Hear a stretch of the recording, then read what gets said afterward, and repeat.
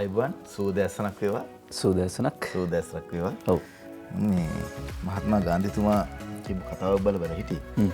අප විසින් ලබා දුන්නොත් මිස කිසිවෙකුට අපේ ආත්මාභිමානය උදුරා ගන්න බෑ. අපිම තමයි ඒක නැති කරගත්තොත් නැති කරගන්නේ. නැත්නම් කාටවත් බලෙන් මේක නැති කරන්න බෑ.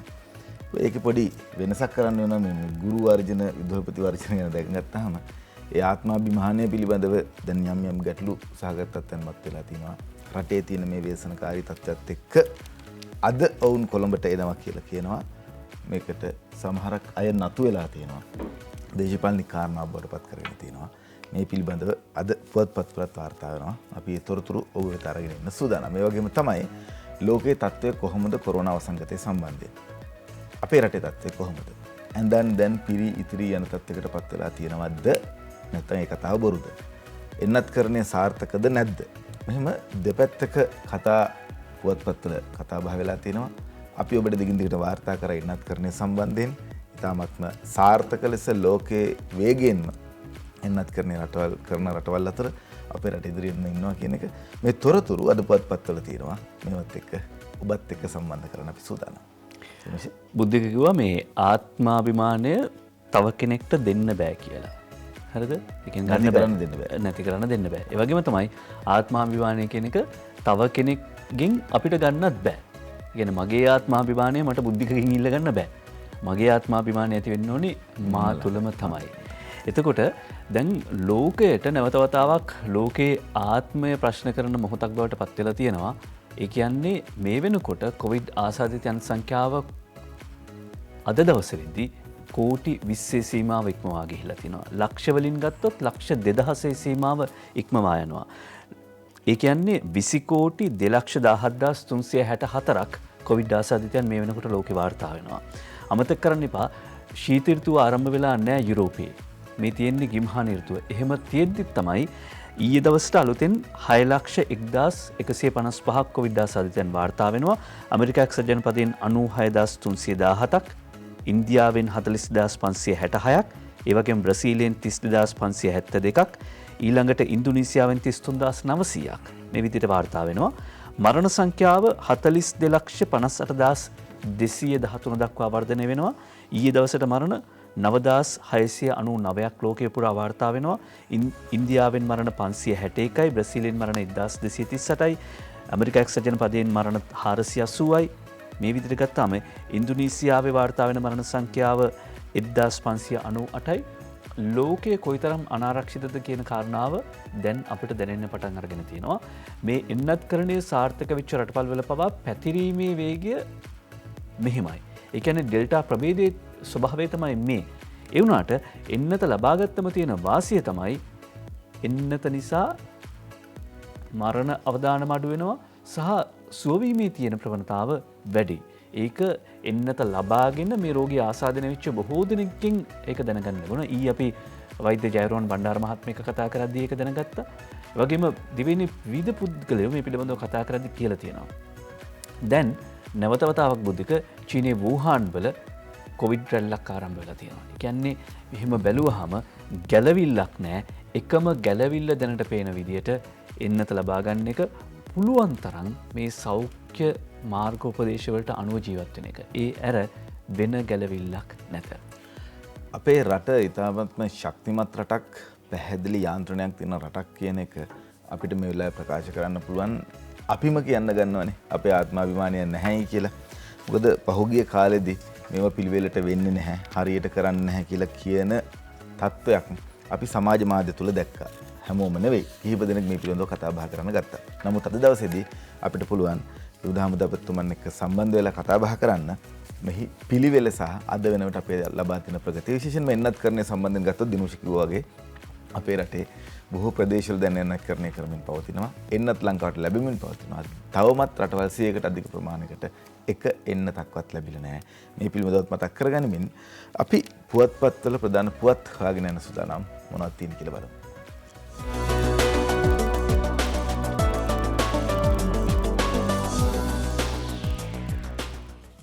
මං පොහොර වලින් ආරම්භ කරන්න සූදානම්. රට හොඳ අතට ගෙනියනකොට තව පැත්තකින් උද්ඝෝෂණ රැල්ලක් ආරම්භගෙන ගියා. මේකට ගැටලුවක් බවට පත් වුණා. පොහොර සම්බන්ධයෙන් කෘෂි රසායනික පොහොර ලංකාවට ගෙන්වීම තහනම් කිරීම සම්බන්ධයෙන් බොහෝ දෙනාගේ කතා බහට ලක් වුණා. අද ලංකාදීප පුවත්පත වාර්තා කරනවා පොහොර තහනම ලිහිල් වෙයි කියලා. ඉවත් කරා කියන එක නෙවෙයි. පොහොර තහනම ලිහිල් වෙයි. කෝටා ක්‍රමයට ගේන්න අවසර විනිතා එම් ගමගේ තමයි ලංකාදීපට මේ වාර්තාව ඉදිරිපත් කරන්නේ. යූරියා ඇතුළු රසායනික පොහොර වර්ග කිහිපයක් මහකන්නේ සඳහා ආනයනයට යලි අවසර දෙමින් මුදල් අමාත්‍ය බැසිල් රාජපක්ෂ මහතා විසින් ගැසට් නිවේදනයක් ඊයේ නිකුත් කරා කියලා සඳහන් කරනවා. එහිදී යූරියා ඇතුළු නයිට්‍රේට් මිශ්‍රණ, කැල්සියම් කාබනේට් හෝ වෙනත් අකාබනික නොවන පොහොර, සුපර් ෆොස්ෆේට් සහ නයිට්‍රජන්, පොටෑසියම් ෆොස්ෆේට් යන මූලද්‍රව්‍ය දෙකක් හෝ තුනම අඩංගු පොහොර ගෙන්වීම සඳහා බලපත්‍රලාභීන්ට මේ අනුව අවසර හිමි වෙලා තියෙනවා. කෘෂිකාර්මික නිෂ්පාදන සඳහා කාබනික පොහොර භාවිතය ප්‍රවර්ධනය කිරීමේ අරමුණෙන් රසායනික පොහොර, කෘමිනාශක සහ වල්නාශක ආනයනය කිරීම ජනාධිපතිවරයා විසින් 2021 අප්‍රේල් මාස 27 වෙනිදා ඉදිරිපත් කරන ලද අමාත්‍ය මණ්ඩල සංදේශය අනුව තහනම් කරා. නමුත් දිගින් දිගටම කරන ඉල්ලීම් අනුව මේ මහකන්නයට පොහොර ටිකක් ගෙනල්ලා අත්‍යවශ්‍ය පොහොර වලට විතරක් තහනම ලිහිල් කරලා කෝටා ක්‍රමයට ගේන්න අවසර ලබා දීලා තියෙනවා කියලා තමයි ලංකාදීප පුවත්පත වාර්තා කරන්නේ. අපි මේ කාරණාව ටිකක් පැහැදිලි කරගන්න ඕනේ. එහෙම නැත්නම් දැන් අපි මෙතෙක් කියපු දේවලුත් ආය ආපස්සට හරව ගන්න සිද්ධ වෙනවානේ. මොකද්ද මේ පුවත? අද අරුණ පුවත්පත සහ මව්බිම් පුවත්පත විස්තර ඇතුව ප්‍රධාන සිරස්වල මේක වාර්තා කරනවා.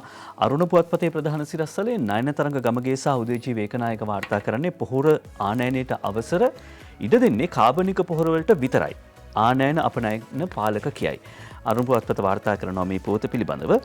2021 ජූලි 30 වනදා මුදල් ඇමති බැසිල් රාජපක්ෂ මහත්මයාගේ අත්සනින් නිකුත් කර ඇති මේ රෙගුලාසි වලට අනුව ජාතික පොහොර ලේකම් කාර්යාලයෙන් සහ කෘෂිකර්ම අමාත්‍යාංශයෙන් අවසර ලබා ගන්නා පුද්ගලයන්ට අදාළ රෙගුලාසි යටතේ කැල්සියම් කාබනේට් සහිත ඇමෝනියම් නයිට්‍රේට් සහ සුපර් ෆොස්ෆේට් ඇතුළු කාණ්ඩ ගණනකට අයත් පොහොර මෙරටට ආනයනය කිරීමට අවසර ලබා දී තිබෙනවා. හැබැයි ආනයන පාලක ජෙනරාල් ආනයන හා අපනයන පාලක ජෙනරාල් DVD දමයන්තිස් කරුණාරත්න අද අරුණ පුවත්පතට කියලා තියෙන විදිහට රටේ දේශීය නිෂ්පාදන ප්‍රමාණවත් නොවන අවස්ථාවකදී කාබනික පොහොර පමණක් ආනයනය කිරීම සඳහා බලපත්‍ර ලබා දීමක් තමයි මෙතනදී කරලා තියෙන්නේ. සම්පූර්ණයෙන්ම රසායනික පොහොර ආනයනය තහනම් කරමින් ගහපු ගැසට් නිවේදනයේ නිසා මතුවුණු ගැටලු හේතුවෙන් තමයි අපි මේ නව නියෝගය නිකුත් කළේ. දැනට අපි අඳුනගත්ත පොහොර වර්ග කිහිපයකට තමයි මේ බලපත්‍ර ලබා දෙන්නේ. කාබනික පොහොර සඳහා තවමත් වර්ගීකරණයක් සකස් කළා නැහැ. ඒක සකස් කරනකන් තමයි මේ පියවර ගත්තේ. ඒ කියන්නේ කාබනික පොහොර හදන්න ඕන කරන රසායන ද්‍රව්‍යයන් තමයි මේ ගේන්නේ කියන එක ආනයන අපනයන පාලක සඳහන් කරනවා. මේ වහන් ගන්න බෑ සමාවෙන්න. මේ වහන් ගන්න බෑ. මේ ප්‍රශ්න ගන්න මේ කැස්ස ආදරේ විතරක් නෙවෙයි ප්‍රශ්න කිසිවක් එහෙම හංගන්න බෑ.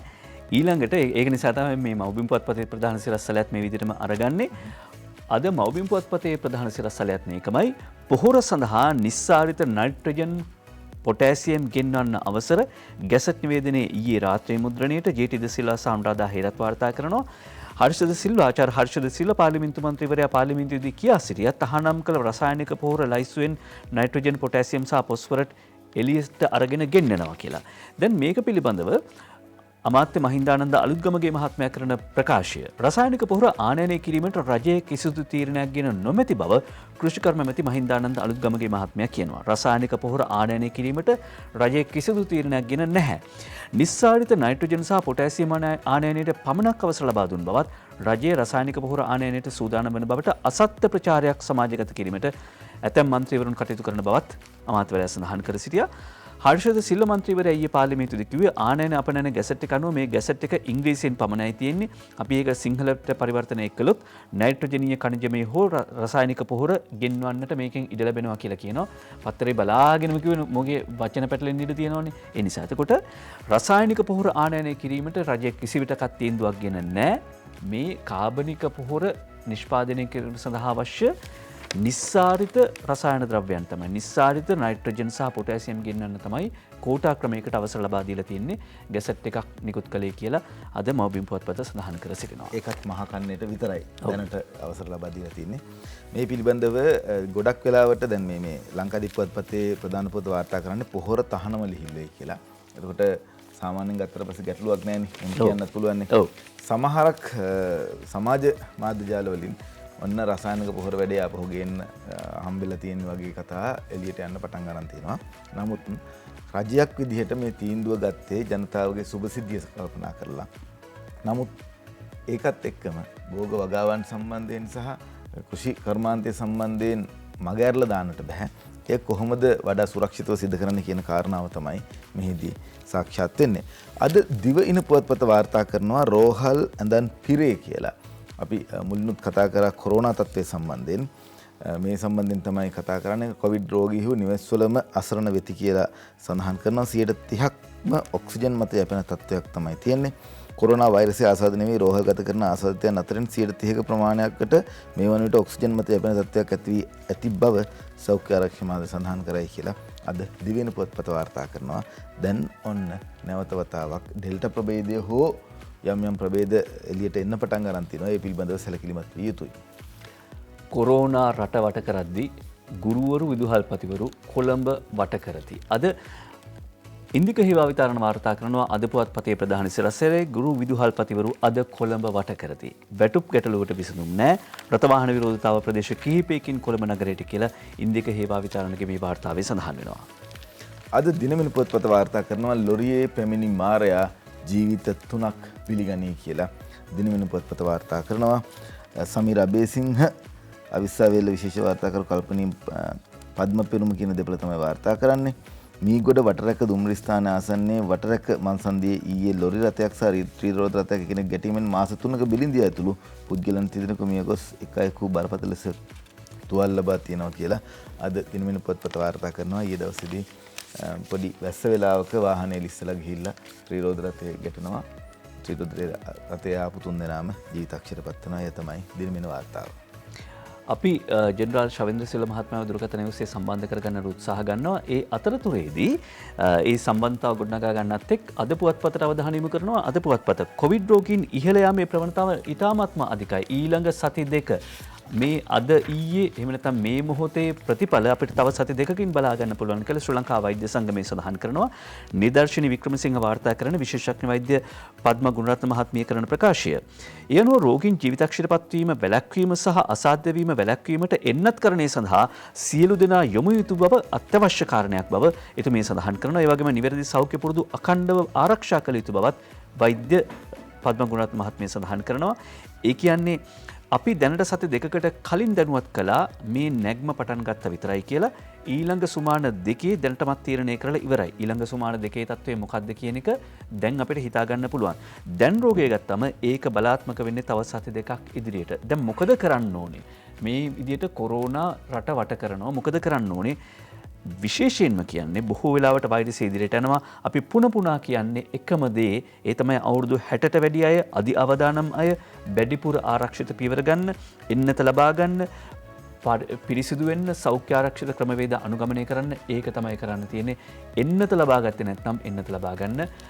කොයිතරම් ලොකු ප්‍රවණතාවක් තිබුණා වුණත් ඩෙල්ටා හෝ එහෙම නැත්නම් වෙනත් ප්‍රභේදයකට එන්නත ලබා ගන්න සහ සෞඛ්‍ය මාර්ගෝපදේශ පිළිපදින්න. ඒක තමයි විසඳුම. COVID-19 මර්ධනය පිළිබඳ කාර්යසාධක බලකාය ප්‍රධානී ඒ වගේම තමයි ආරක්ෂක මානලික ප්‍රධානී යුද හමුදාපති ජෙනරාල් ශවෙන්ද්‍ර සිල්වා මහත්මයා සම්බන්ධ කරගන්න හදන්නේ. සුබෝදෑසනක් ඔබතුමන්ට. සුබෝදෑසනක්. අයබෝවන්. අපි කැමතියි ඔබතුමාගෙන් දැනගන්න මේ වන විට කොරෝනා තත්ත්වය සම්බන්ධයෙන් මුලින්ම ඊට පස්සේ තවත් කාරණා කිහිපයක් තියෙනවා ඔබතුමාගෙන් දැනුවත් වෙන්න. අද දවසේදී කොරෝනා තත්ත්වය කොහොමද? පාද වෙන විට ඔබ දක්ෂින විදියට ඊදිනේදී කොයි දාසාත්කයන් 2470ක් ශ්‍රී ලංකාව තුල සොයාගන්න ලැබුවා. මෙහිදී බහුතරය දී සොයාගත්තේ මාතලේ දිස්ත්‍රික්කයෙන් 311ක්. ඒ වගේම කොළඹින් 293ක්, ගම්පහෙන් 140ක්, කළුතරින් 223ක්, මහනුවරින් 189ක්, ගාල්ලෙන් 133ක්, අම්පාරෙන් 176ක්, රත්නපුරෙන් 109ක්, ඒ වගේම මඩකලපුවෙන් 167ක්. මේ අනුව රට තුළ සොයාගත් සමස්ත කොයිඩාසාදිතයන්ගේ සංඛ්‍යාව 3,19,218ක් වෙනවා. ඊයේ දිනේදී කොයිඩ් නියුමෝනියාව යටතේ මියගිය අයවලුන් සහ මියගිය අයවලුන් පසුව පරීක්ෂා කරන් පස්සේ කොයිඩාසාදී නිවී ඇති බවට තහවුරු මරණ 74ක් වාර්තා වෙනවා. මේ අනුව මේ දක්වා රට තුළ 4,645 දෙනෙකු කොවිඩ් ආශ්‍රිත මරණ හැටියට වාර්තා වෙලා තිබෙනවා. බුද්ධික මේ අවස්ථාවේදී විශේෂයෙන්ම කිව යුතු වෙන්නේ සහ දිනුෂ රටේ කොයිද ආසාදිතයන්ගේ යම්කිසි වැඩිවීමක් දැකලා තිබෙනවා. දකින්න තියෙනවා. මේ වාර්තාවලට අනුව මේ හැමුත් යම්කිසි වැඩිවීමක් අපි දකිනවා. විශේෂයෙන්ම රටේ ජනතාවට අපි මේ සෑම විටම ඇවිල්ලා ඔබවත් අපිවත් වැඩියෙන් දැනුවත් කිරීමට තරම් අවශ්‍යතාවයක් නැහැ. රටේ ජනතාව ඉතාමත්ම බුද්ධිමත්. මේ සංඛ්‍යා ලේඛනවලට අනුව තේරුම් ගත යුතු කාරණේ තමයි කොවිඩ් ආශ්‍රිතයන්ගේ වැඩිවීමක් තිබෙන බව. ඒකින්ද මේ සෞඛ්‍ය කොවිඩ් වලින් බේරෙන්න ඕන සෞඛ්‍ය ඉතාමත්ම සරල සෞඛ්‍ය ක්‍රමවේදයන් පිළිබඳව රටේ ජනතාවට දැනුවත් කිරීම නැවතත් කිරීම අවශ්‍යතාවයක් නැහැ. ඔබ දන්නවා කොහොමද කොවිඩ් වලින් බේරෙන්න ඕන ක්‍රමවේදය මොකක්ද කියලා. ඉස්සර පොඩ්ඩක් හරි මාස්ක් එක ගැලුවා නම් දැන් ගලව යුතුම නැහැ පිටපතනක ඉන්නවනම්.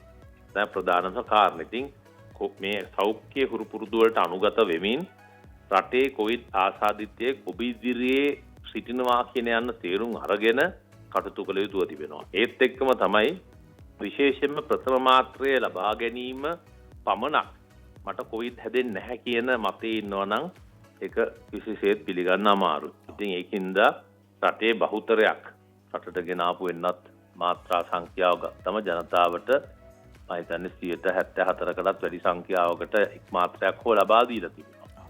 නමුත් එක් මාත්‍රකින් පමණකින් සෑහීමකටපත් වෙන්න හැකියාවක් නැහැ.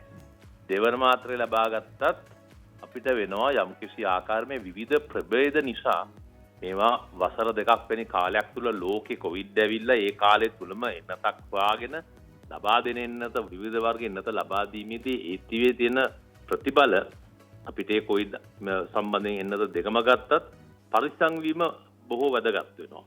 ඉතින් මේ අවස්ථාවේදී මම අහුව බුද්ධික කිව්වා වගේ මේ ජනතාව ඉතාමත්ම තේරුම් ගත යුතුයි. ඔබ එළියට පහළට යද්දී රැකියාවට යද්දී ඔබ තේරුම් ගත යුතුයි කොවිඩ් ආසාදිතයන් බහුතරයක් ඔබ සමාජය තුළ ඉන්න පුළුවන්. ඒකින්ද කොවිඩ් ආසාදිත නොවී සිටීමට වග බලා ගැනීම ඉතාමත් වැදගත් වෙනවා. ඒත් එක්කම තමයි අපි කලින් කිව්වා වගේ සමහර අය වලින් තෝර ලංකාවේ ඉන්නත් නැති කාලෙක අපි කියුවා අපි එළියට යනවා නම් අපේ වයෝවෘද්ධ වුන් නිවස තුළ සිටිනවා නම් පරිස්සම් වෙන්න කියන කතාව. නැවත ඒක කියන්න ඕනේ. සමහර අය වුන් දැන් මිය යන අය වුන් බොහෝ අපි දකින්නේ එන්නත් ලබා නොගත් අය වුන්.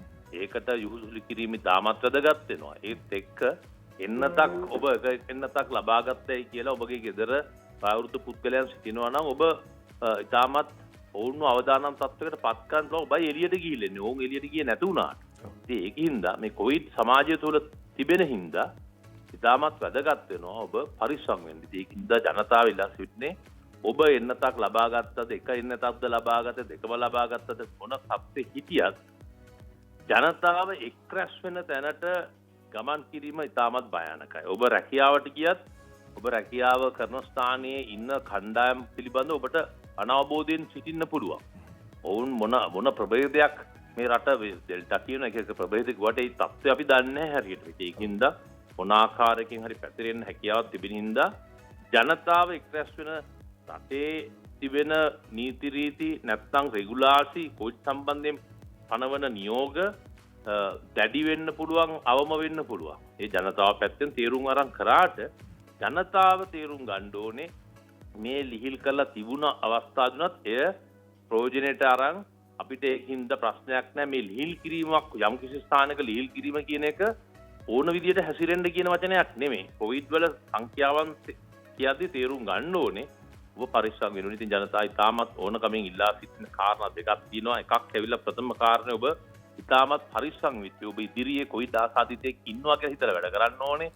ඔබට මේ රටට ගෙනලා තිබෙන එන්නත් ප්‍රමාණය ගත්තම රටේ ජනතාවට වැඩි ප්‍රමාණයක් එන්නත් ගෙනාගෙන තිබෙනවා. ඒ වගේම ඒ හා සමාන එන්නත් ප්‍රමාණයක් ලබා දීලා තිබෙනවා. තවත් ලබා නොගත් අය වලුන් සිටිනවා. ඉතින් ඔවුන්ගේ එන්නත ලබා ගැනීමට අපි හමුදාවන් මේ දිවා රාත්‍රියේ පැය 24 පුරාට එන්නත් කරන මධ්‍යස්ථාන යොදවමින් මොකද්ද මේ අපි උත්සාහ කරන්නේ? රටේ ජනතාව ආරක්ෂා කරගන්න. ඒ සඳහා තමයි මේ ආකාරයෙන් එන්නත් කරන්නේ ලක්ෂ 4-5 දවසකට එන්නත් කරන්නේ කිරීමට තරම් අපි කටයුතු කළා තියෙන්නේ. ඒ හින්දා ඔබගේ එන්නත ලබා නොගත් පුද්ගලයෙක් ඉන්නවා නම් එන්නත ලබා ගන්න කියන එකත් එන්නත ලබා ගත්තා කියන එක මේ තමුන්ට ලැබෙන අර බලපත්‍රයක්. ෆීල් එකක් නෙමෙයි කොවිඩ් ආසාදිතේ වෙන්නේ නැහැයි කියන එක. අපි එන්නත ලබා ගත්ත හො නොගත්තා අපි පරිස්සම් වෙන්න කියන කතාව ඉතාමත් ඕන කමින් කියන්න ඕනේ ජනතාවට. ඔබතුමා දිගින් දිගටම අපිට ප්‍රකාශ කරා මේ කොවිඩ් කියන වසංගතය පැතිරෙන්න පටන් ගත්ත දවස් ඉඳලම ඉතා විශාල වැඩ කොටසක් කරා ඔබතුමා ඇතුළු ඔබතුමාගේ කණ්ඩායම ඔබතුමා තමයි මෙහි ප්‍රධානිය. සෞඛ්‍ය අංශ එකතු වුණා, රටේ සියලුම දේශපාලන අංශ සහ ග්‍රාමීණ නිලධාරීන්වරුන් මේ සියලු දෙනාම එකතු වෙලා මේ කාරණාව කරගෙන ගියා. නමුත් ඔබතුමාට හැකියාව ලැබුණා මෙහි ප්‍රධානත්වය අරගෙන මේ රටේ වැඩ කටයුතු පැහැදිලිව සිදු කරන්නට අවස්ථාව උදා කරලා දෙන රට වෙනුවෙන්ම. ඒ වගේම තමයි යුද හමුදාව විශේෂී මෙහෙවරක් කරනවා. මේ වෙනකොට එන්නත් කරන්නේ සම්බන්ධයෙන් ගත්තොත් එහෙම යුද හමුදාව මූලික කරගත්තු අනිකුත් හමුදාවන් එකතු කරගෙන වැඩේ කරනවා. හැබැයි අපි දන්නවා ප්‍රධාන වශයෙන්ම යුද හමුදාව තමයි මේ කාරණාව අති විශාල වශයෙන් කරන්නේ. පැය 24 මෙන්නත් ලබා දෙනවා. කොයිතරම් කල් මෙහෙම ලබා දෙන්න සැලසුම් කරලා තියෙනවද? පැය 24 මෙන්නත් ලබා දීම සහ එන්නත් කරන වැඩසටහන සම්බන්ධයෙන් පොඩ්ඩක් අපිට කියන්න. බුද්ධික දැන් මේ පැය 24 පුරා එන්නත් කරන්නේ කරන්න ඕනුනේ අතිගරු ජනාධිපතිතුමා මට ලබා දුන්න උපදෙස් මේ ඇස්ට්‍රාසෙනිකා දෙවනි මාත්‍රය 7,28,000ක් පමණ රැගෙන ආවන් පස්සේ රටේ ජනතාව බලාපොරොත්තු හිටියා කීකියා ගේන්නේ නැද්ද ඇයි නැත්තේ මොකද කියලා වගේ ඇහුවා මේ 5,60,000ක වගේ සංඛ්‍යාව. ඒකින්ද හැකි ඉක්මනින් මෙය දවසකින් දෙකකින් තුනකින් ලබා දෙන්න පුළුවන් නම් හොඳයි කියන පදනම. ඉතින් අනුත් තමයි ජනාධිපතිතුමා මට කිව්වේ හැකි ඉක්මනින් ලබා දෙන්න කියලා. ඒ අවස්ථාවේ ජනතුන්ට මම කිව්වේම නම් අපි දිවා රැය එකක් හරි දාලා ජනතාවට එදා ඉතිද දවසකින් ආරම්භ කරේ. ජනතාව නිවෙස් වල ඉන්න විශේෂයෙන් කොළඹ ගම්පහ කළුතර දිස්ත්‍රික්කයි මේකට හමුවන්නේ. ඉතින් අපි එහෙම කරමු කියලා ඉතා සාර්ථකව කරගත්තා. ඉතින් ඒක හැමදාම කරන්න අවශ්‍ය නැහැ. බොහෝ දුරට දැන් අද පමණ වෙන විට එවැනි එස්ට්‍රාසෙනිකා දෙවෙනි මාත්‍රය ලබා ගත යුතු අයලුන් බහුතරයක් ලබාගෙන තිබෙන්නේ. දැන් පළවෙනි දවසක එක ස්ථානයක අපි 19-18 වැඩි සංඛ්‍යාවක් එන්නත් කරන්නේ කරනු ලැබුවා. නමුත් දැන් මේ වන විට යම් කිසි ආකාරයක අඩුවීමක් දකිනවා. මොකද හැම එක්කෙනා වගේ එන්නත් ලබාගෙන තිබෙනවා කොළඹ දිස්ත්‍රික්කයේ. ඉතින් ඒකින්ද අපි බොහෝ දුරට අද නැත්නම් හෙට එය නවත්වීමට අපිට හැකියාවක් තිබෙනවා. ඊට පස්සේ අපි බලන්න ඕනේ සයිනෝෆාම් මෙන්නතේ දෙවන මාත්‍රය ලබා ගැනීම එවැනි අපහසුතාවයක් තිබෙනවා නම් පමණක් අපි දිවා රාත්‍රී කරනු ලබනවා. එසේත් නොමැතිවම් අපගේ සංඛ්‍යාවන් වැඩි කරලා හැකි ඉක්මනින් මේ දෙවන මාත්‍රය ලබා දිය යුතු අයවලු සඳහා දෙවන මාත්‍රය ලබා දීමට යොසුළු වෙනවා. දැනට යුද හමුදාව ගත්තම බුදුමා කිව්වාගේ ත්‍රිවිධ හමුදාව සම්බන්ධන යුද හමුදාව විශේෂයෙන්ම මේ සඳහා වැඩ දායකත්වයක් සපයන අවස්ථාවක අපිට අනිකුත් ප්‍රදේශවලට ගොස් එන්නත් කරණය යම් කිසි ආකාරක මන්දගාමී තත්ත්වයක් තිබෙන ප්‍රදේශයක් තිබෙන ඒවා පිළිදී හැකි ඉක්මනින් මෙන්න එන්නත් ලබා දීම වැදගත් වෙනවා. ඉතින් ඒකින්ද අපි ඕනම ප්‍රදේශයක එන්නත් කරණය වේගවත් කිරීම සඳහා අපි අනිවාර්යයෙන්ම කටයුතු කරනවා. ඊයේ දවසේදී අපි දැක්කා ජනාධිපතිතුමත් ආවා ඔබතුමාලගේ මූලස්ථානයට. ඒ පිළිබඳ තොරතුරු දැනගන්න කැමතියි. ජනාධිපතිතුමා ආවේ මොකටද මොනවද කරේ කියලා දැනගන්න ආසයි.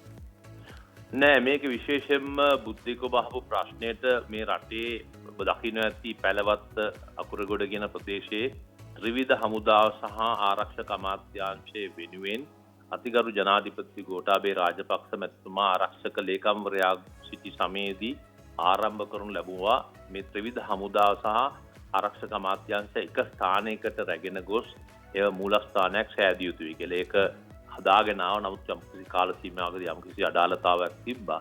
නැවත වතාවක් ඒක 2017 අවසන් භාගයේදී කෙසේ හෝ යුද හමුදාව හදාගෙන හමුදාපති වුණාන් පස්සේ යුද හමුදා මූලස්ථානයේ කෙසේ හෝ ස්ථානට අපි රැගෙන යන්න අපි කටයුතු කරන ලැබුවා.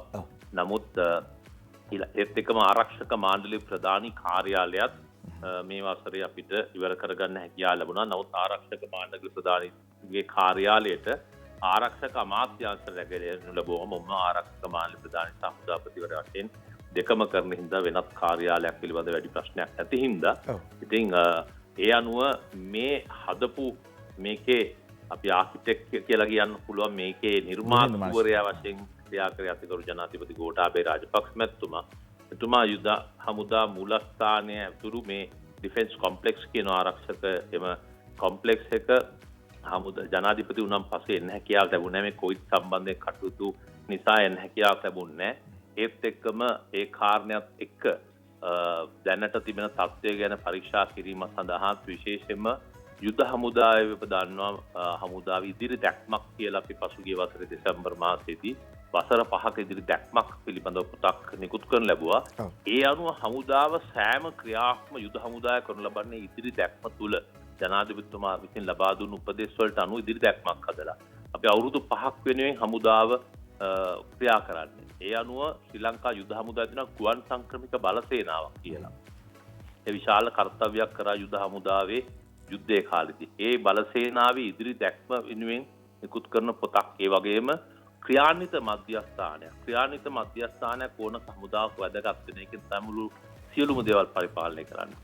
ඒක දැනට නූතන යුගයේ මේ අපි ඉන්න යුගයට අවශ්‍ය පරිදි ඉතාමත්ම තිබෙන අලුත්ම ටෙක්නික් තිබෙන විදියට ඉක්විප්මන්ට් තියෙන විදියට උපකරණ සහිත එවැනි ක්‍රියාන්විත මධ්‍යස්ථානයක් හමුදා මූලස්ථානයක් තුල ඊයේ ඒ විවෘත කරන බව ජනාධිපතිතුමා විසින් ඉතින් ජනාධිපතිතුමා සංචාරක සහ නිරීක්ෂණ සාරිකාවක් සඳහා පැමිණියේ අපි හමුදාවේ සම්ප්‍රදායන් තිබෙනවා එවැනි ප්‍රභූවරයෙක් විශේෂම රටේ ජනාධිපතිවරයා අපේ සන්නද්ධ සේනාධි නායකයා එද්දී එන ක්‍රමවේදයක් තියෙනවා නිකන් ඇවිල්ලා ඇතුළට එන්නේ අපි ඒ ආකාරයෙන් ඒ ගරුසරු ඇතුව අතිගරු ජනාධිපතිතුමා පිළිගෙන ඔහුගේ නිරීක්ෂණ සාරිකාව කරන්න අපි අවස්ථාව තුමාට ලබා දුන්නා.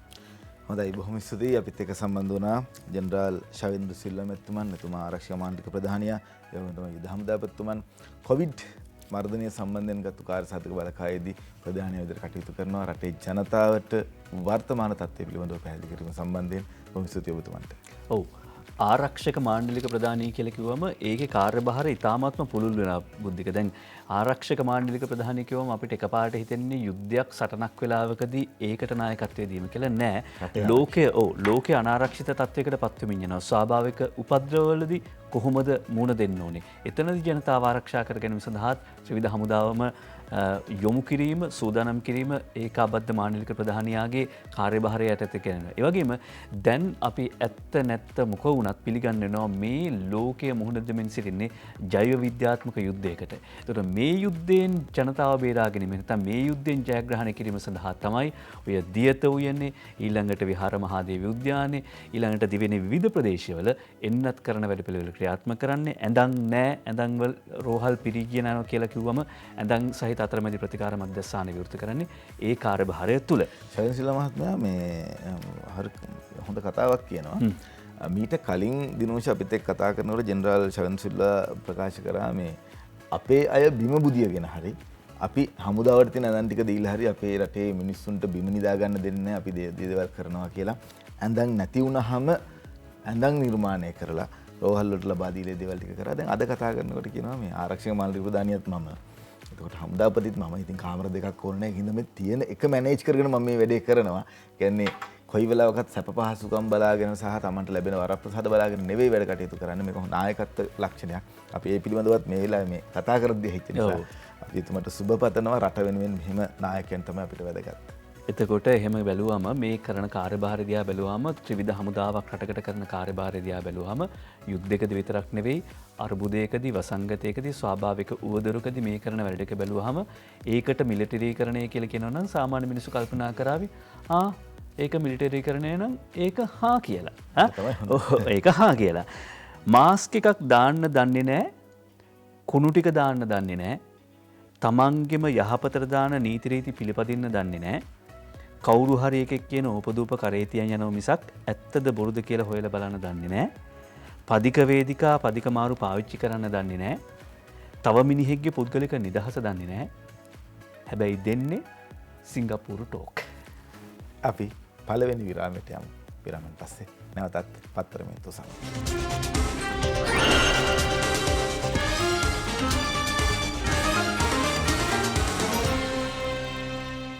නැවතත් රට දකින පිටු අතර පත්තරමේන්තුව සමග පත්තරමේන්තුව ප්‍රධාන අනුග්‍රහකත්වය නෙස්ටමෝල්ට් විසින් දරනවා. අපි අද කියන්න කැමති ෆස්ට් කප් දවසේ සිතුවිල්ල මොකක්ද කියලා. අද ෆස්ට් කප් සිතුවිල්ල දිලිනි ප්‍රබෝධා රණසිංහගේ ගංගා ඇලදොල හැඩවුණේ ගල් මුල් හෙල් අතරින් බාධක මැදින් ඉදිරියට ආපු නිසා. ජීවිතෙත් ඒ වගේ හැම බාධකයක්ම අභියෝගයක් කරගෙන ඉදිරියට යන්න. නිසකවම ඔබට ජය ටැඹ හිමිවනු ඇත. අද දවසේ නෙස්ටමෝල්ට් ෆස්ට් කප් සිතුවිල්ල දිලිනි ප්‍රබෝධා රණසිංහගේ හෙට දවසේ මේ ජයග්‍රාහී සිතුවිල්ල ඔබේ වන්නට පුළුවන් ඔබේ සිතුවිල්ල සටහන් කරන්න නෙස්ටමෝල්ට් Facebook page එකේ. දිලිනි වගේ ඔබටත් පුළුවන් ඔබේ නම සහ ඔබේ සිතුවිල්ල මේ දෙකම අපිත් එක්ක එකතු වෙලා රටට කියන්න ඔබගේ අදහස පුළුවන් තරම් ඉක්මනට නෙස්ටමෝල්ට ලියලා එවන්න. අපේ ප්‍රධාන අනුග්‍රහක දායකත්වය නෙස්ටමෝල්ට. ඒත් එකම මතක් කරන්න කැමතියි දැන් අර දිනුෂාර මිට කලින් හොඳ කතාවක් කිව්වනේ. ඒක මේ WhatsApp වල ෂෙයා වෙන එක. ඒක නැවත වතාවක් මේ නෙස්ටමෝල්ට් හොඳ වෙලාවේ ඔය හොඳ කතාවක් කියන්නට අවශ්‍යයි නැවත වතාවක්. ඇත්තටම අපි හරියට හොයලා බලලද වැඩ කටයුතු කරන්නේ. ඒ වගේම බන්දක ඊයේ දවසේදී පෝස්ටුවක් එහාට මෙහාට යනවා. එන්නත් කරපු තැනක තැන් තැන්වල සුදු පාට කැලි කැලි ගොඩාරියක් තියෙනවා. අලුත් මාබල් එකක්ද කියලා. අලුත් මාබල් එකක්ද කියලා තමයි නැත්නම් ටයිල් එක වර්ගයක්ද කියලා මම අහලා තිබුණේ. අර ලේ ගෑවිච්ච ඉන්ජෙක්ෂන් එක විදපු නැත්නම් එන්නත විදුවට පස්සේ දෙන පුළුන් කැල්ල තැන් තැන්වල දාලා ගිහලා තියෙනවා. ඔන්න අපේ රට කතාව කියන්නේ. ඒ නිසා තමයි මාස්ක් එකක් දාන්නේ නැහැ. කුණු ටික දාන්න දන්නේ නැහැ. ඊළඟට තමන්ගෙම යහපතට දාන නීති රීති පිළිපදින්නේ නැහැ. කවුරු හරි එකෙක් කියන උපදූප කරේ තියන් යනවා මිසක ඇත්තද බොරුද කියලා හොයලා බලන්නේ නැහැ. පදික වේදිකා පදික මාරු පාවිච්චි කරන්න දන්නේ නැහැ. තව මිනිහෙක්ගේ පුද්ගලික නිදහස දන්නේ නැහැ. හැබැයි දෙන්නේ සිංගප්පූරු ටෝක්. මට නෙවෙයි කර්තෘ විභාගේ යන්න ඕනේ. මේක කවුරු හරි මේ පෝස්ටුව නිර්මාණය කරපු කෙනාට කවුරු හරි එකෙක් කියන උපදූප කරේ තියන් යනවා මිසක ඇත්තද බොරුද කියලා හොයලා බලන්නේ නැහැ කියන කතාවත් වටිනවා බුද්ධික. මොකද දැන් ආයෙ කතාව වෙනවා ලොක්ඩවුන් එකකට යනවා. මේ කවුරු හරි කෙනෙක් කිව්වා වගේ මේ දැක්කා වගේ කියනවා. ඒ නිසා ජාතික ජනමාධ්‍යම විශ්වාස කරන්න ඔය Facebook වල යන ඒ දේවල් විශ්වාස කරන කලින් දෙතුන් වතාවක් හිතලා බලන්න. අපි සූදානම් දිවයින පුවත්පතේ ඡායාරූපයට යන විහාර මහදේවී උද්‍යානයේ එන්නත් කරන මධ්‍යස්ථානයේ ජනාධිපති නිරීක්ෂණයට කියලා දිවයින පුවත්පත ඡායාරූපයක් එක පළ කරනවා. කොළඹ විහාර මහදේවී ලිමහන් රංග භූමියට ඊයේ දවසේදී ජනාධිපතිතුමා ඇවිල්ලා ජෙනරාල් ශාවින් සිල්ලමැතිතුමා ඇතුළු කණ්ඩායමකුත් එහි සිටිනවා. ඒ නිරීක්ෂණ චාරිකාවකට සහභාගී වෙච්ච පුවත තමයි දිවයින වාර්තා කරන්නේ. නයන තරංග ගමගේ සහ උදේජීව ඒකනායක අරුණ පුවත්පතට වාර්තා කරනවා ලෝක සෞඛ්‍ය සංවිධානය කරන නිවේදනයක් එහෙම නැත්නම් තොරතුරු දැක්වීමක් කොවිඩ් වැළඳුණු අයට අතුරු ආබාධ 200ක් විතර එන්න පුළුවන්ලු. කොවිඩ් හේතුවෙන් රෝගීවන් දීර්ඝකාලීනව පීඩා විඳින පශ්චාත් රෝග ලක්ෂණ 200ක් පමණ පවතින බවත්. ඒවා අතුරින් හුස්ම හිරවීම, මතකය සහ අවධානය අඩුවීම, තෙහෙට්ටුව බහුලව දැක්නට ලැබෙන බව ලෝක සෞඛ්‍ය සංවිධානය පෙන්වා දෙනවා. ඒ කියපු මූලික ලක්ෂණ වලට අමතරව කතා කිරීමේ අපහසුව, සාංකාව, මානසික අවපීඩනය, පේශි වේදනාව, උණ, ගඳ සුවඳ නොදැනීම, රස නොදැනීම වගේ රෝග ලක්ෂණ ගණනාවක්. ඒ කියන්නේ රෝග ලක්ෂණ 200ක් විතර ඇති වෙන්න පුළුවන් කියලා ලෝක සෞඛ්‍ය සංවිධානය සඳහන් කර සිටිනවා. ඒ නිසා තමයි කියන්නේ එන්නත ලබා ගන්න එක වැදගත්. එන්නත ලබා ගත්තත් ඒක බලපත්‍රයක් නිදහසේ සැරිසරන්න ලැබිච්ච කියලා හිතන්නේ නැතුව පරිස්සමෙන් කටයුතු කරන එක. ඇමති මහින්දානන්දරත් කොවිඩ් අද PCR පරීක්ෂණයක් කරනවා කියලා අද පුවත්පත වාර්තා කරනවා. තමන්ගේ Facebook ගිණුමේ සටහනක් තබමින් අමාත්‍යවරයා පවසා තිබෙන්නේ ඇති වූ දැඩි හිසරදයක් හේතුවෙන් සිදු කළ ඇන්ටිජන් පරීක්ෂාවේදී COVID-19 වැළඳී ඇති බව තහවුරු වීමත් ඒ අනුව තමන් ඇතුළු පවුලේ සියලුම දෙනා වෛද්‍ය උපදෙස් මත මේ වන විට නිරෝධායනට යොමුව සිටින බවත් සඳහන් කර සිටිනවා. ඒ අතරේ සජිත් ප්‍රේමදාස විපක්ෂ නායකතුමත් එන්නත ලබා ගත්තා කියලා අද පුවත්පත වාර්තා කරනවා. වෛද්‍යවරුන්ගේ තරය අවවාද අනුව ඊයේ තමන් COVID-19 මර්ධනයට ලබාගත් බව විපක්ෂ නායක සජිත් ප්‍රේමදාස මහත්මයා තමන්ගේ Facebook ගිණුමේ සටහන් කර තිබුණා. ඔව් දැන් ලංකාවේ සියලුම ජනතාව එන්නත් ලබා ගන්නකම් මම නම් එන්නත ලබා ගන්න නැහැ කියලා තමයි කිව්වේ. එහෙම කිව්වට කමක් නැහැ. ජනතාවට ආදර්ශයක් වෙන්න එන්නතේ තියෙන විශ්වාසය පළ කරන්න රටේ ඉන්න ප්‍රභූන් කලින්ම එන්නත ලබා ගන්න එක තමයි වටින්නේ. එතකොට ජනතාවට විශ්වාසයක් ඇති වෙනවා. ඔබගේ අනුගාමිකයන් නැත්නම් ඔබගේ පාක්ෂිකයන් ඒ අනුකරණය කරමින් පුළුවන් තරම් ඉක්මනට එන්නත ලබා ගන්න. ඒක නිසා ඒ ඉතාමත්ම වැදගත් කාරණාවක්. කොතලාවල පනත නවතී කියලා තමයි අද ලංකාදීපය වාර්තා කරන්නේ. කොතලාවල පනත නවතී කියලා මහත් ආන්දෝලන ලක්ව ඇති කොතලාවල ආරක්ෂක විද්‍යාලය පනත් කෙටුම්පත පාර්ලිමේන්තුවේදී ලබන සිකුරා විවාදයට නොගැනීමට රජය තීරණය කර ඇතේ වාර්තාවේ. විවාදයට ගන්න එක නවත්තලා තියෙනවා. නමුත් කොතලාවල පනත ඉස්සරහට ගෙනියනවද නැද්ද කියන එක සම්බන්ධයෙන් කිසිම කතාවක් ඊයේ දවසේදී සිදු වුණේ නැහැ. ආණ්ඩු පක්ෂ මන්ත්‍රී කණ්ඩායම ඇමති මහින්ද රාජපක්ෂ මහතාගේ ප්‍රධානත්වයෙන් පෙරේදා රාත්‍රියේ අඩලි ගහමන්දි රැස්වූ අතර පනත් කෙටුම්පත සම්බන්ධයෙන් එහි ඉදිරිපත් වූ කරුණු සැලකිලිට ගනිමින් රජය මෙම තීරණය ගන්න ඇතැයි වාර්තා වෙනවා. කොතලාවල ආරක්ෂක විද්‍යාල පනත් කෙටුම්පතට පක්ෂව සහ විපක්ෂව එහිදී අදහස් ඉදිරිපත් වී ඇති අතර ඒ අනුව පනත් කෙටුම්පත ලබන සිකුරාදා ඉදිරිපත් නොකිරීමට තීරණය කරලා තියෙනවා. කියන්නේ සිකුරාදා සිද්ධ වෙන්නේ නැහැ. චමල් රාජපක්ෂ අමාත්‍ය අරුන්දික ප්‍රනන්දන මහතුරුන් පනත් කෙටුම්පතට පක්ෂව අදහස් දක්වා ඇති අතර වීරසුමන වීරසිංහ ගෙවිඳු කුමාරතුංග යන මහතුරුන් පිරිසක් ඊට විරුද්ධව අදහස් දක්වා ඇතයි කියලා සඳහන් කරනවා. ඒකත් එක්කම කොරෝනාව අමාත්‍ය කාර්යාල 4ක් වහයි කියලා අද දවසේදී ලංකාදීප පොත්පත වාර්තා කරනවා. ඩලස් විමල් ජනක උදය නිරෝධායනය කියලයි එම වාර්තා ඉදිරිපත් කරන්නේ. අමාත්‍ය කාර්යාල 4ක් වහලා තියෙනවා. ඒ පිළිබඳව තමයි අද වාර්තාව ඉදිරිපත් කරන්නේ ලංකාදීප පොත්පත.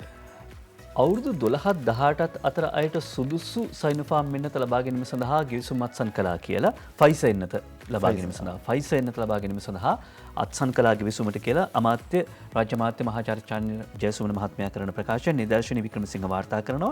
වයස අවුරුදු 12-18ත් වසර කාණ්ඩය සඳහා කොවිඩ් මර්ධන ෆයිසර් එන්නත ලබා දීමට සුදුසු බව පෙනී යන බවත් ඒ අනුව එම එන්නත ලබා ගැනීම සඳහා අදාළ නිෂ්පාදන සමාගම සමග ගිවිසුම් අත්සන් කළ බවත් අමාත්‍යවරයා සඳහන් කරනවා. මීට අමතරව වයස අවුරුදු 30ට වැඩි සම්පූර්ණ ජනගහනයටම කොවිඩ් එන්නත ලබා දීලා අවසන් වුණු වහාම 18-30 අතර කාණ්ඩය සඳහා එන්නත ලබා දීම ආරම්භ කරනවා කියලා අමාත්‍යවරයා සඳහන් කරනවා. ඊට පස්සේ බුද්ධි කිව්වාගේ අර වර්ජන පිළිබඳව පුවත් තියෙනවා. අද අරුණ පුවත්පත ඡායාරූප වාර්තාවක් ගෙනන ප්‍රදීප් දඹරගේගේ වාර්තාවක් ඡායාරූපයක් වාර්තා කරනවා. කොතලාවල පනතට එරෙහිව අන්තරේ කරපු උද්ඝෝෂණය කොතලාවල කෙටුම්පතට එරෙහිව අන්තර් විශ්වවිද්‍යාල ශිෂ්‍ය බල මණ්ඩලය සහ නිදහස් අධ්‍යාපන උදෙසා සිසු ජන ව්‍යාපාරය ඊයේ සංවිධානය කළ විරෝධතාව තමයි මේ විදියට තිබුණේ නිදහස් අධ්‍යාපනයේ මලගම කියලා. මේ විදියට අන්තර් විශ්වවිද්‍යාල ශිෂ්‍ය බල මණ්ඩලය හා ඔවුන්ට සම්බන්ධ දේශපාලන පක්ෂ මේ විදියට නිදහසේ මලගම කියන මිනී පෙට්ටිය උස්සගෙන අවුරුදු ගාණක් ඒ මිනී පෙට්ටිය කර තියාගෙන අවුරුදු ගාණක් උද්ඝෝෂණ කළා. හැබැයි ඔවුන් මේ මිනී පෙට්ටිය කර තියාගෙන ඉදි දැක්කේ නෑ ලෝකය කොහොමද වෙනස් වෙන්නේ කියන එක, ජාත්‍යන්තර පාසල් හැදෙන හැටි, විදේශීය ආයෝජනයේ ප්‍රාග්ධනය කොහොමද රටකට ගලාගෙන එන හැටි සහ රටේ සම්පත් කොහොමද රටේ මුදල් කොහොමද පිටරටට ගලාගෙන යන්නේ මේවා දැක්කේ නෑ. අදටත් මේ විදියටම මිනී පෙට්ටිය කර තියාගෙන යනවා. මිනී පෙට්ටිය කර තියාගෙන කොහාටද යන්නේ කියන එක තමයි ප්‍රශ්නේ තියෙන්නේ. ඊළඟට බුද්ධික දැන් ඊයේ මේ වෙච්ච විරෝධතාවය කොතෙන්ටද ගෙනියන්න හදන්නේ? ඉතාම පැහැදිලි මේ අර්බුදකාරී තැනකට, ඒ කියන්නේ ගහ එක්කෝ අපිට ගහපියව් කියලා තැනකට, එහෙම නැත්නම් අපි ගහනවා කියන තැනකට තමයි මේ අරන් යන්නේ කියලා. මොකද අන්තර විරෝධතාවයේදී තුවාල ලැබූ මහරගම OICට පැය 3ක සැත්කමක් කොළඹ ජයසිංහ වාර්තා කර සිටින්නේ. ඊයේ මේ උද්ඝෝෂණය ජාතික මාධ්‍යවලින් වාර්තා කර සිටියා. අන්තර් විශ්වවිද්‍යාල ශිෂ්‍ය බල මණ්ඩලය පාර්ලිමේන්තු පිවිසුම ආසන්නයේදී ඊයේ පැවැත්වූ උද්ඝෝෂණ අතරතුරදී ඇති වූ බරපතල සිද්ධියකදී බරපතල තුවාල ලැබූ මහරගම පොලිසිය ස්ථානාධිපති ප්‍රධාන පොලිස් පරීක්ෂක HH ජනකාන්ත මහතා ඊයේ රාත්‍රී ශල්‍ය කර්මයකට ලක් කළා කියලා උසස් පොලිස් නිලධාරියෙක් මව්බිම් පුවත්පතට කියා තිබෙනවා. පැය 3කට ආසන්න කාලයක් කරලා තිබෙනවා.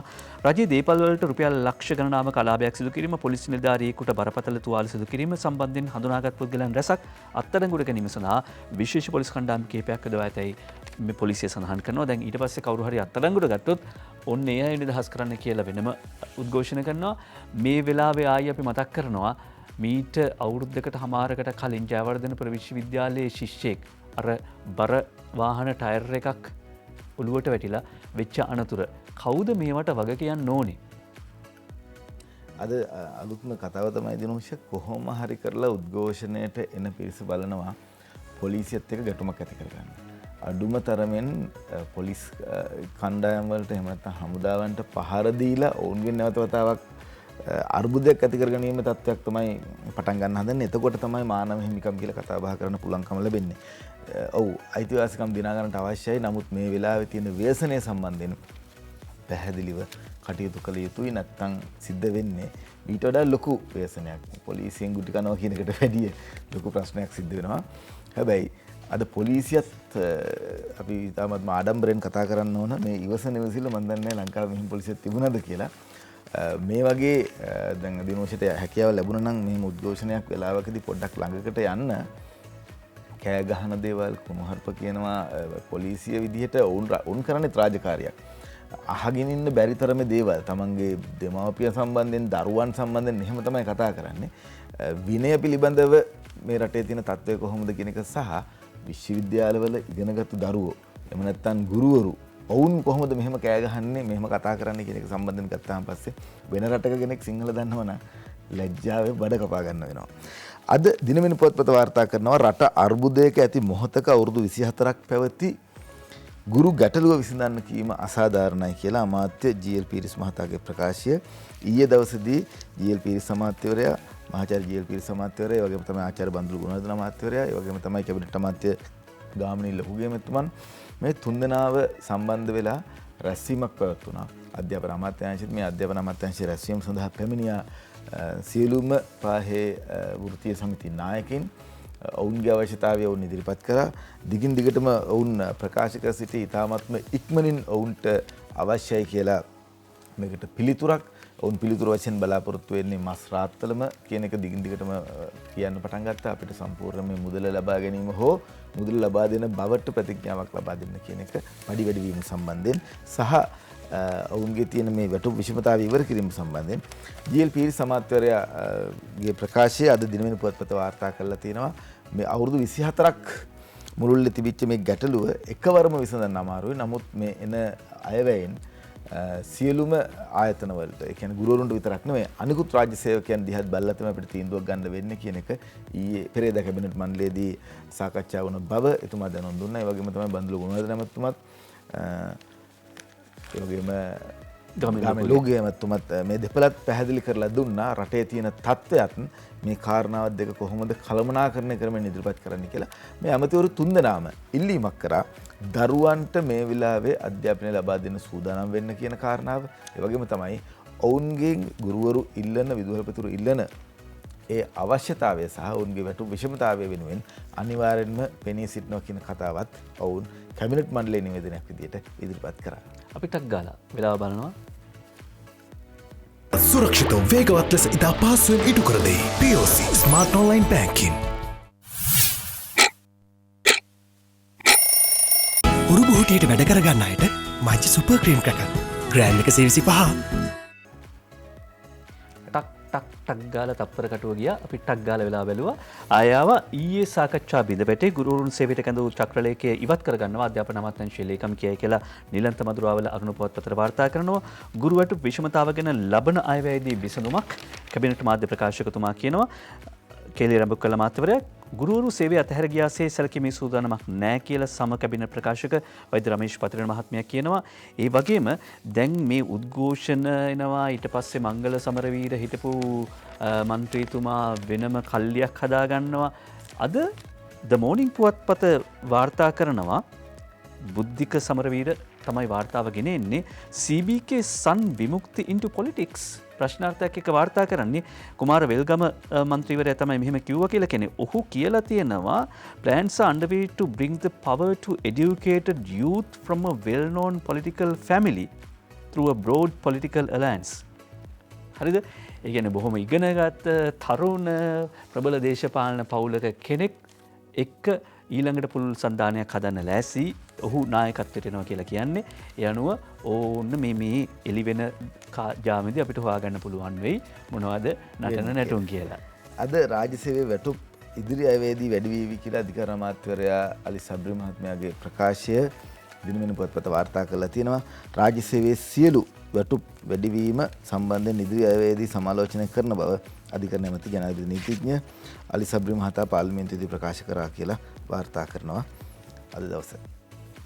ඔව් ඊළඟට අපි සූදානම් ඊයේ පාර්ලිමේන්තුවේදී වෙච්ච කතා බහ පිළිබඳව අවධානය යොමු කරන්න 2015 සිට 2019 දක්වා මෙරටට රෙදිපිලි සහ ඇඳුම් ගෙන්වීමට වැය වූ මුදල රුපියල් බිලියන 1630ක් රාජ්‍ය මුදල් අමාත්‍ය අජිත් නිවාඩ් කබ්‍රාල් මහත්මයා සඳහන් කරනවා මෙරටට රෙදිපිලි සහ ඇඳුම් ගෙන්වීමට වැය වූ මුදල විතරක් රුපියල් බිලියන 1630ක් කොහොම ඇදිල්ලක්ද අපි ඇඳලා තියෙන්නේ තාමත් අපි එහෙම තමයි ඇඳගෙන ඉන්නේ. ආදායම් අඩු නිසා රාජ්‍ය සේවක වැටුප එක රුපියලකින්වත් අඩු කළේ නැහැ. ආදායම් අඩු වුණා කියලා රාජ්‍ය සේවක වැටුප අපි එක රුපියලකින්වත් අඩු කළේ නැහැ. රට හදන තැනදී ඊයේ කතා වුණා. රෝහිත අබේගුණවර්ධනතුමා කියනවා එදා අනුර කුමාර දිසානායක මන්ත්‍රීතුමාලාගේ විකල්පය වුණේ මෛත්‍රීපාල සිරිසේන මහත්මයා ජනාධිපති කරන රනිල් වික්‍රමසිංහ මහත්මයාව අගමැතිතුමාවට පත් කරන. යහපාලන ආණ්ඩුවක් ඇති කරන්න. එතුමාලා හදාගත්ත යහපාලන ආණ්ඩුව තිබ්බනම් ගුරුවරුන්ගේ මේ ප්‍රශ්න ටික විසඳ ගන්න පුළුවන් වුණා නම් අද මේ ප්‍රශ්නේ ඉන්නේ නැහැ. ඒ වගේම බන්දුල ගුණවර්ධන මැතිතුමා ඊයේ කිව්වා මේ වසංගතය නිසා ලෝකේ ප්‍රධානතම ආර්ථිකයේ පවතින ඇමරිකා එක්සත් ජනපදයේ පවා ආර්ථිකය ඍණ අගයකට හැරලා තියෙනවා. ලෝක ඉතිහාසයේ කවදාවත් තිබිලා නැහැ මේ වගේ දැවැන්ත අර්බුදයක්. ඒ වගේම පොදු ජන පෙරමුණේ පාර්ලිමේන්තු මන්ත්‍රී රංජිත් බණ්ඩාර මහත්මයා කියනවා අප මුහුණ දී තිබෙන්නේ මෑත කාලයේ දරුණුතම ආර්ථික අර්බුදය. අජිත් නිවාඩ ගප්‍රාල් ඇමතුමා රාජ්‍ය මාත්‍යතුමා කිව්වා 2020 දී අපිට ණය ගෙවන්න බැරි වෙයි කියලා කිව්වා. ඊට පස්සේ කිව්වා 2021 ගෙවන්න බැරි වෙයි කියලා. දැන් කියනවා නෑ 2021 නෙවෙයි 2022 ගෙවන්න බැරි වෙයි කියලා. අපි කොහොම හරි ණය ගෙවනවා.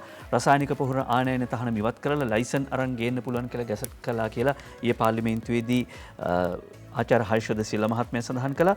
ඉශාල්නීගේ මරණය ගැන අවශ්‍ය වන්නේ නීතිය ක්‍රියාත්මක කිරීම පමණයි. දෙමළ ජාතික සංධාන මන්ත්‍රී ශාක්‍ය රාසමාණික්කම් ඊයේ පාර්ලිමේන්තුවේදී ප්‍රකාශ කළා කියලා රට හදන තැන ඔබිම වාර්තා කරනවා. අද මැති ඇමති මත කියලා දිනමින පුවත්පත වාර්තා කරනවා හොඳම දේ දරුවන්ටයි ලෙනින් කිව්වේ එහෙමයි. ඇමති ජොන්සන් ප්‍රනාන්දුයි මෙහෙම කතා කරන්නේ. නමුත් ස්ටාලින් වර්ජනය කර දරුවන්ගේ අධ්‍යාපනය කඩාකප්පල් කරනවා කියලා බදු නොගෙනවන්නන් දැලට හසු කර ගැනීම මිස මුදල් සංශෝධන පනත් කෙටුම්පත් කළුසල්ලි සුදු කරන වගන්ති නැහැ කියලා මහාචාර්ය රංජිත් බණ්ඩාර මහත්මයාගේ ප්‍රකාශය. මේ රටේ ජනතාව පාවාදීම් දෙකකින් බැටකෑවා කියලා පාර්ලිමේන්තු මන්ත්‍රී හරිනි අමරසූරිය මේ කතා ටික අද දිනමන පුවත්පත වාර්තා කරලා තියෙනවා. ඒ අනුව ගත්තම දරුවන්ට අධ්‍යාපනය සඳහා තියෙන ඉඩකඩ අහිමිවීමත් එක්තරා අන්දමක ගත්තහම ඔවුන් අතවරයට ලක් කිරීමක් අපයෝජනයක් කියලා කෙනෙක්ට හිතෙන්න පුළුවන්. මෙරට බාලවයස්කාර දරුවන් අතරින් 45.4ක් කුමන හෝ හිංසනයකට ලක් වෙලා.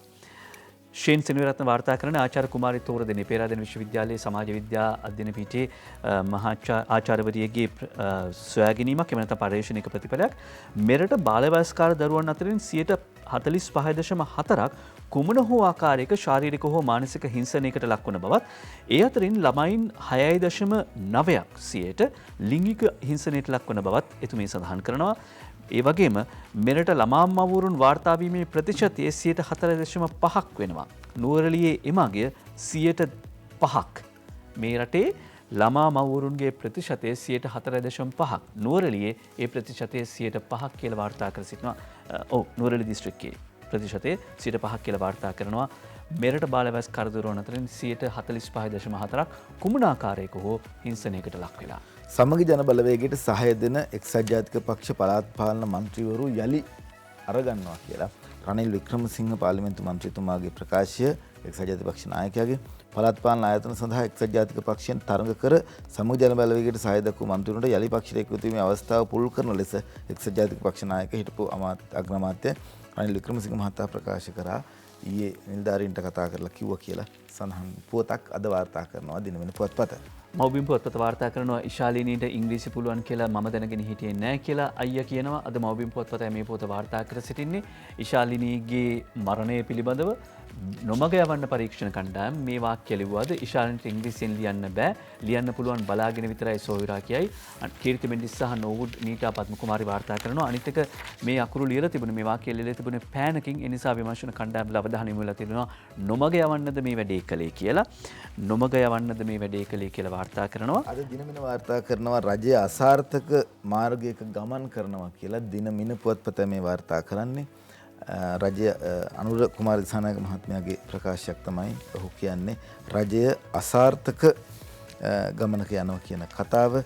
එතුමා පැහැදිලි කරලා දෙනවා රජය කොහොමද මේ තත්ත්වයට පත් වෙලා තියෙන්නේ. අනුර ප්‍රේමලාල් මේ වාර්තාව ඉදිරිපත් කරන ජනතාව මොහොම දෙමින් සිටින ආර්ථික ගැටලු වලට නිවැරදි උපාය මාර්ගයක් නැති වත්පන් රජය පැරණි යල්පිනු අදහස් ආර්ථිකය ගමන් කිරීම සඳහා යොදාගෙන තියෙනවා. වේගෙන් ගමන් කරමින් සිටින බව ජනතා විමුක්ති පෙරමුණේ නායක පාර්ලිමේන්තු මන්ත්‍රී අනුර කුමාර දිසානායක මහතා ප්‍රකාශ කරනවා. රට වලපල්ලට යන එක තමයි මේ කතා කරන්නේ. මේ රට වෙනස් වීමට නම් ජාතික ජන බලවේගය වට එක්රාසි වෙන්නයි එතුමා ඉල්ලීමක් කරන බවද කොළඹ දීපවති සම්මන්ත්‍රණයකදී ප්‍රකාශ කරා කියලා අද දිනමින වාර්තා කරනවා. ලංකා බැංකුව තමන්ගේ වගකීම් ඉටු කරමින් ලාභ ලැබූ බව අද මවබිම් පුවත්පත වාර්තා කරනවා. එතමයි ලංකා බැංකුවේ මේ වසරේ පළමු මාස 6ට බිලියන 27ක ලාභයක් ලැබුවා. පළමු මාස 6 ඇමරිකන් ඩොලර් බිලියන 19ක ප්‍රේෂණ ලබා ගත්තා. ලංකා බැංකුවේ සභාපති ජ්‍යෙෂ්ඨ නීතිඥ කංචන රත්වත්ති මහත්මයා සඳහන් කරනවා. කංචන රත්වත්ති මහත්මයා කියනවා ගිය අවුරුද්දේ අපේ ණය කළඹ 28%කින් වැඩි වුණා. වෙනත් බැංකු ඔවුන්ගේ ගණදරුකරුවන්ට 5.6යි 6යි අතර ප්‍රමාණයක් තමයි ණය දීලා තිබෙන්නේ. නමුත් ලංකා බැංකුව මේ අඩුපොලි අනුපාතිකයන් යටතේ පවා ගණදරුකරුවන්ට ණය ලබා දුන්නා. මේ ණය එක පැත්තකින් ගත්තාම කඩාවැටුණු ව්‍යාපාර නගා සිටවන්න, අලුතින් ව්‍යාපාර ආරම්භ කරන්න, ඒ වගේම තමයි කාබනික වගාව වගේ ශාස්ත්‍රීය ණය ක්‍රම ක්‍රියාත්මක වෙන්නෙත්. ඒ සඳහා ලංකා බැංකුව මේ වසරේ පළමු මාස 6ට බිලියන 27ක ලාභ ලැබුවා. ඒ රටේ ආර්ථිකය ශක්තිමත් කරන ගමන්, ජන ජීවිතය ශක්තිමත් කරන ගමන් කියලා සඳහන් කරනවා. ඔලිම්පික් සම්බන්ධයෙන් පහුගිය දිනවලදී කතා බහට ලක් වුණා. ක්‍රීඩකයන් සුළු ප්‍රමාණයක් ගියේ, නිලධාරීන් 60ක් ගියා. මෙහෙම තමයි පහුගිය දිනවලදී සමාජ මාධ්‍ය ජාල ඔස්සේ ගියේ.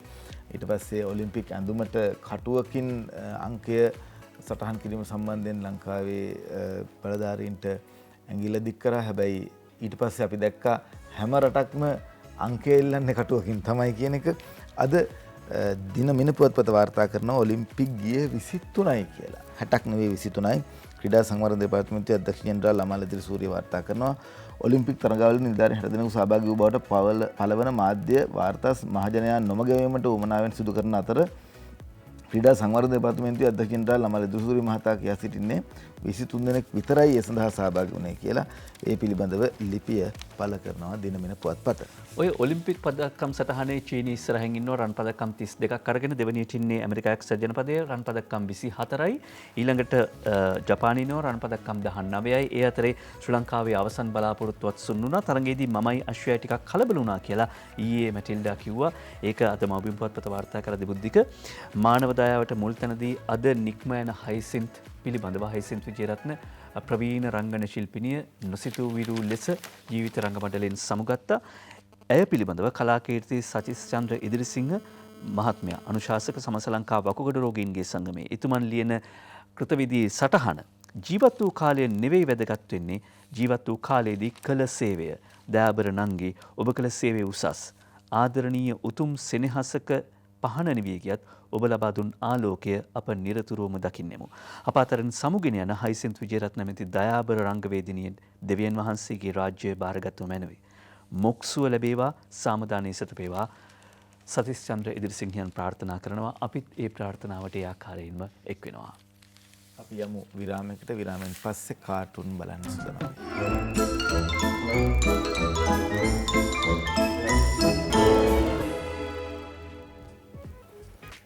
හොඳයි, අද කාටුන් වලින් අංජනගේ කාටුන් එකයි මුලින්ම ඉදිරිපත් කරන්නේ. පොකට් කාටුනය. පාසල් ආරම්භයට පෙර සූදානමක් ලෙසට ගුරු විදුහල්පතිවරුන් සේවයට වාර්තා කරන්න කියලා GL කියනවා. පොකට් කාටුනය. නැතුව වෙන දෙයකට නෙවෙයි. පාසල් ආරම්භ කරන්නට පෙර සූදානමක් ලෙස ගුරුවරුන්ට පාසලට එන්න කියලා කියන්නේ. අවන්ත ආටිකලට ඔය ඇඳිලා තියෙන්නේ කාටුන් එක. අද සිරස්සල පටන් ගත්තේ අපි කාබනික පොහොර තහනම ආපස්සට යනවාද වගේ අදහසක් තියෙන සිරස්සලයකින්නේ. අවන්ත අඳිනවා අද පුවත්පතට කාටුන් එක කාබනික පොහොර කියන ට්‍රැක්ටරේ රිවර්ස් ගියර් එක දාලා ජනාධිපතිතුමා. එහෙමයි අවන්තට හිතෙන්නේ. හැබැයි අපි කතාව මොකද්ද කියලා කිව්ව පුවත්පතේ තියෙන විදිහට. අපි අංජන ඉන්දුජිත් කාටුනේ හුණු වටේ කතාව තමයි අංජනට මතක් වෙන්නේ දිනමින පුවත්පතට. GL පිරිසමතුමා එක පැත්තකින් ගුරුවරුන් වදිනවා, අනිත් පැත්තෙන් ස්ටාලින්ලා ගුරුවරුන් වදිනවා. කවුද අතාරින්නේ? ඒ තමයි නියම අම්මා කියලා තේරෙයි.